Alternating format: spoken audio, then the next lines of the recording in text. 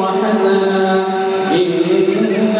فرعون وهامان وجنودهما كانوا خاطئين وقالت امرأة فرعون قرة عين لي ولك لا تقتلوه عسى أن ينفعنا أو نتخذه ولدا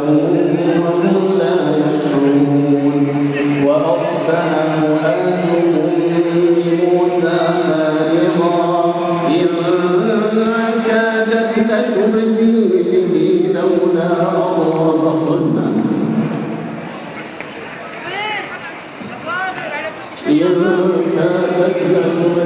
به لولا